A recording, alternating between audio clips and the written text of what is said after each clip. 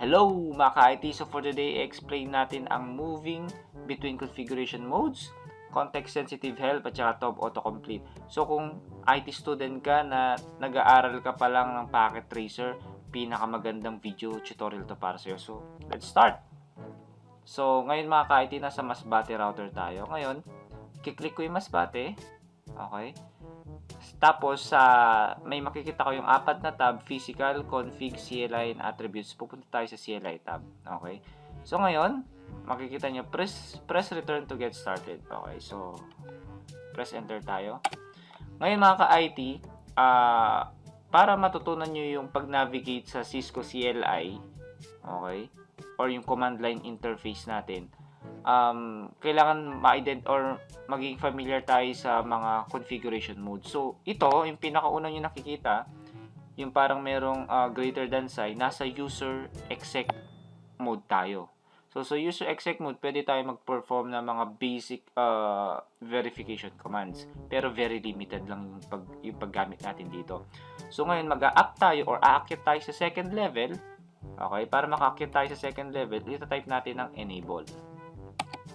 So, pag type natin ng enable, pansinin nyo, nag-iba yung prompt niya. So, yung greater than sign naging parang hash or hashtag, di ba?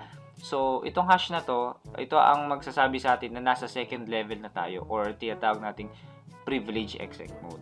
So, sa privilege exec mode, dito tayo kadalasan nagpa-perform ng verification commands like mga show commands natin, pag-check ng running configuration, startup configuration, pag-check ng iOS version, pag-check ng mga line configuration, lahat, marami tayong ginagamit dito. So, tandaan nyo, pag privilege exec mode, more on mga verification commands. Ngayon, mag-a-up ulit tayo sa third level or sabihin natin third floor, di ba? So, para makapag-akyat tayo sa third floor, tatype natin ang command na configure terminal. So, pansinin niyo nag-iba na naman yung prompt. Okay? So, from hash na prompt, naging config na may hash din. Okay? So, dito sa third level na to, tinatawag natin itong global configuration mode or global config mode.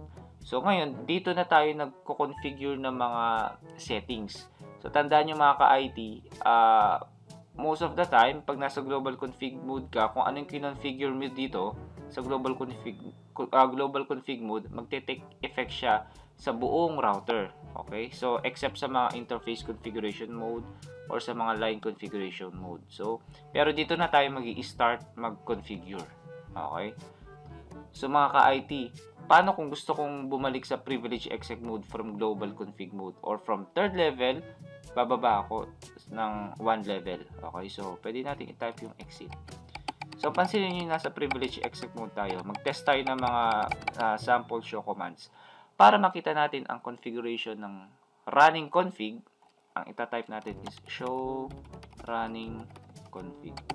Okay, so ito, press space nyo lang para makita nyo pa yung other configuration niya. Pansinin nyo may nakalagay na more. So, ibig sabihin, meron pa siyang continuation. So, pwede natin i-press yung enter or yung space. Yan. So, makikita natin yung configuration sa running config. Makikita nyo yung mga interface configuration. Ayan. Interface VLAN 1. Makikita nyo yung mga na-configure nyo sa line console 0, sa line aux 0, sa line VTY04. Okay. Pwede rin natin makita ang show startup config. Okay, pero sa show startup config, wala tayong makikita kasi wala pa tayong nasa save. Okay? So, next, pwede natin i-check ang show inventory. Okay, walang show inventory. So, kasi nasa Packet Tracer tayo, very limited lang mga commands. Pwede natin makita ang show version. Sa show version mga ka-IT, madalas ginagamit ko ang show version para ma-check ko yung uptime. Okay? So, sa uptime kasi, makikita mo siya dito. Sa show version, makikita mo kung ilang minutes nang naka-turn on yung router natin. So, for this sample is naka-13 minutes na tayo. Makikita rin natin yung mismong iOS file natin kung saan siya naka-store. So, nasa boot flash siya. So, ito ang iOS file natin. Ang iOS file natin palagi is .bin. Okay? And isa pa sa mga tinitingnan ko palagi is ito, yung configuration register.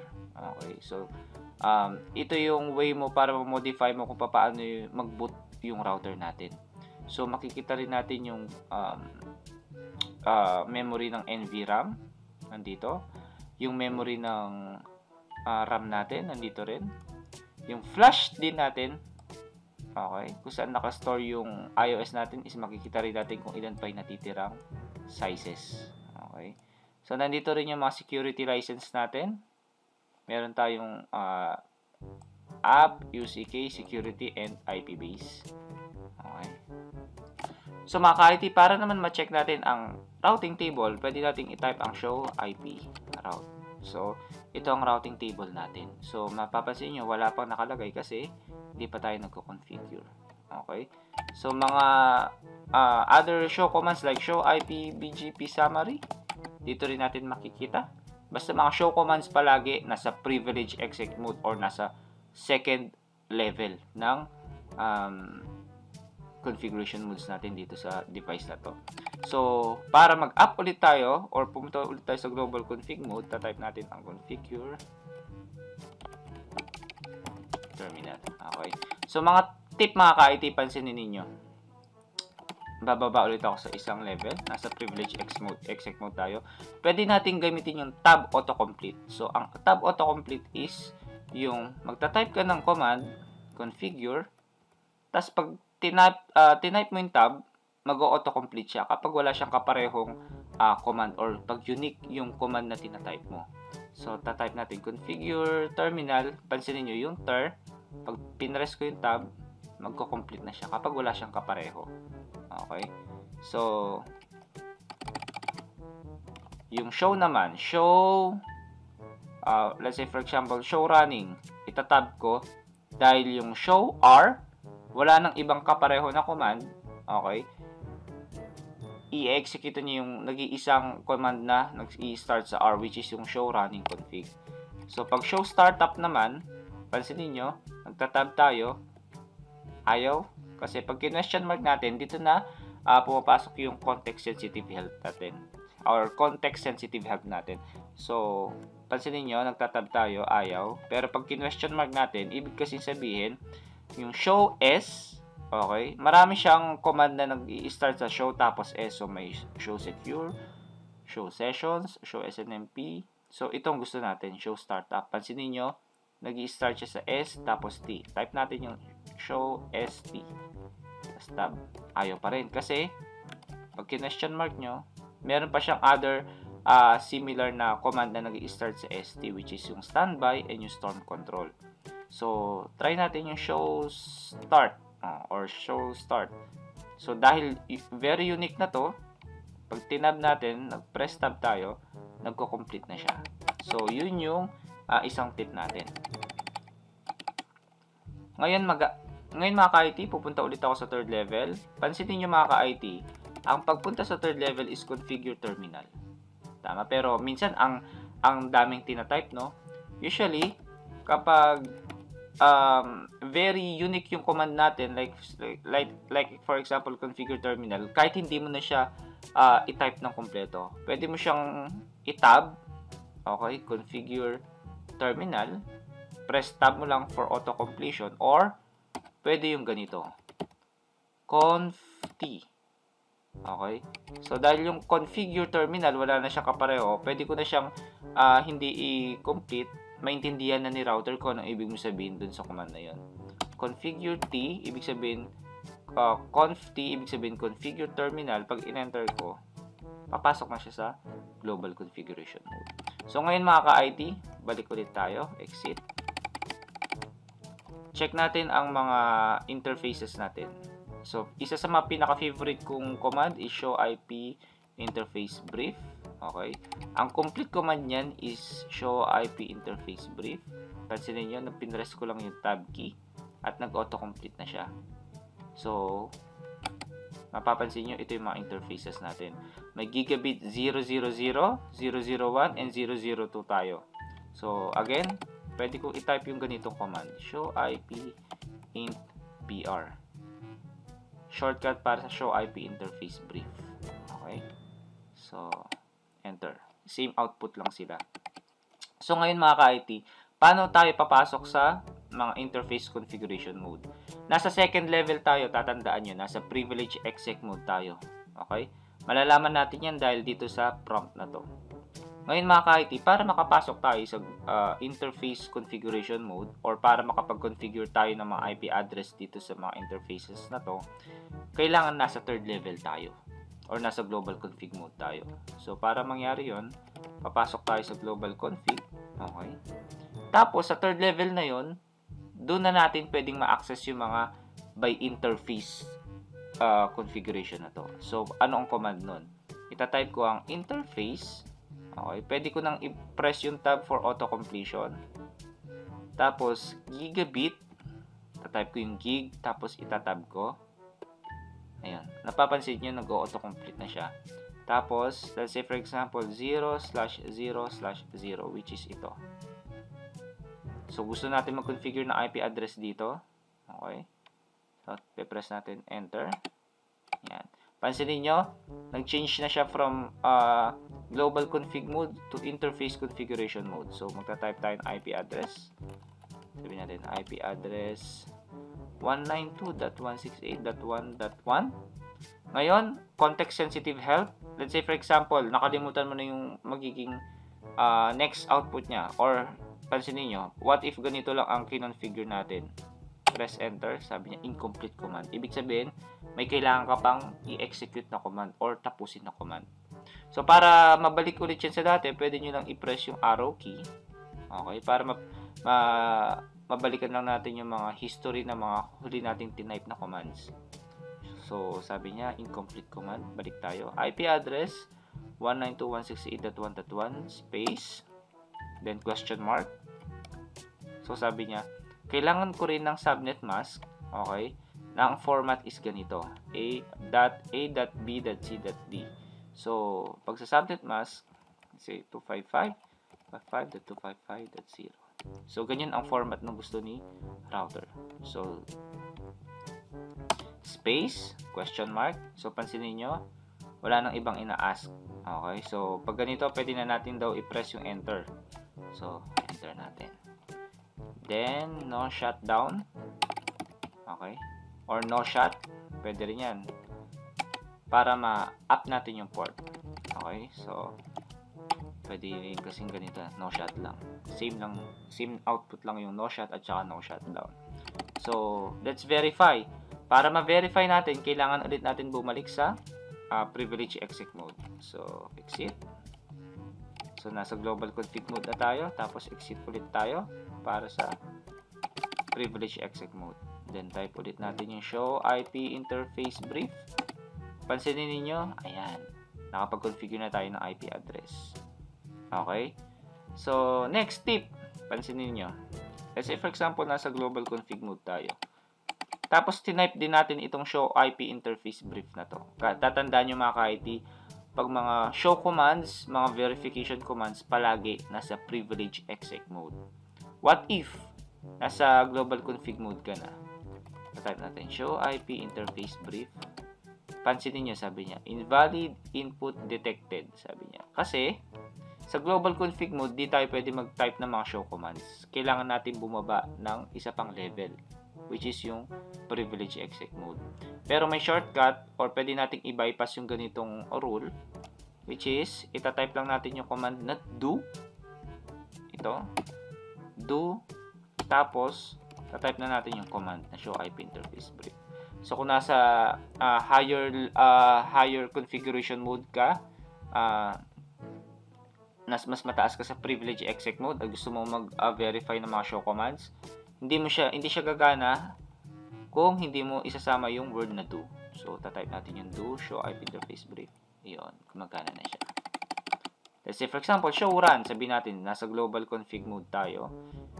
Again, yung show command, dapat nasa second level ka lang or nasa privilege exec mode. So, ngayon, pag in-enter ko dito, ayaw niya. Pero pag tinype ko yung do sa pinakaunang command, tapos show run, yun, gagana na siya. Okay? Next, pwede rin tayong mga ka-IT, pwede rin naman tayo mag-configure ng mga line console 0 or mga line VTY 0. So, para gawin yan, make sure nasa global config mode kayo. Line console 0. Then, let's say for example, pansinin nyo mga ka-IT, from global config mode, nasa line config mode na tayo. Okay? So, let's say for example, password Cisco login.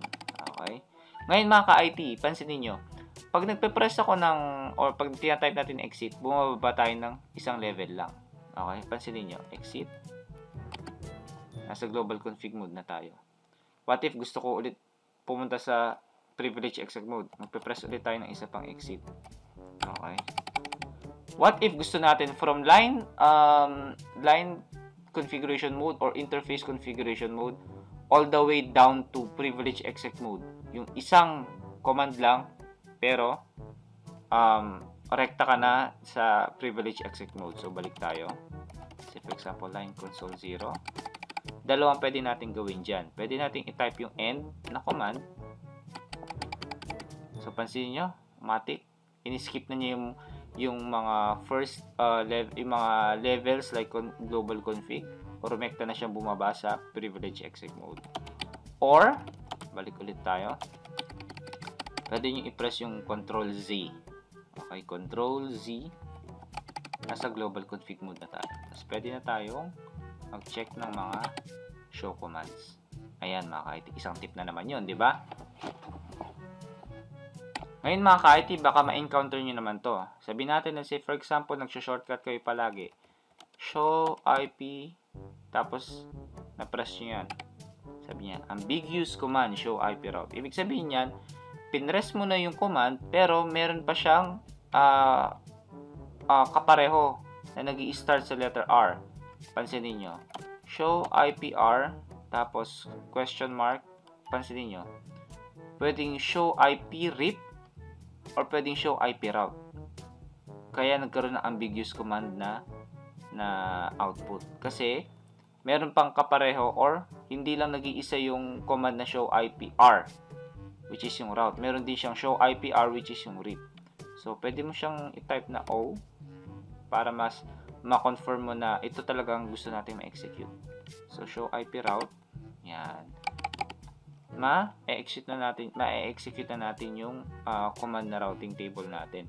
So again, pag ambiguous command, ibig sabihin, nag-press ka kagad ng enter na mabilis, which is may kapareho pa siyang same command dun sa last output na tinype natin.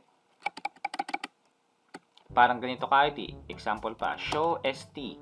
Kunwari, gusto ko makita yung show startup, which is yung configuration ng startup configuration natin. So, show ST. Pansinin nyo, ambiguous command. Bakit? Mag-show ST tapos question mark tayo. Merong show standby para sa HSRP natin yan. Show startup at saka show storm control. Okay? So, para mas ma-confirm natin, show start. Then, tab natin. Yan. Nagawa na natin siya. So mga ka-IT, hopefully may natutunan ulit kayo kahit super basic lang ito para to sa mga IT student na gusto mag-practice ng Cisco Packet Tracer. And mga ka-IT, yung mga gusto mag-send ng free donation at tingin nyo natututunan nyo yung mga vlog di Pinoy IT Guy, nandito ang ating GCash number. And mga ka-IT, please don't forget to subscribe to our YouTube channel, okay, para for more Cisco Packet Tracer tutorial. Okay? Comment lang kayo mga ka-IT sa mga suggestion ninyo sa mga next topic natin i-upload.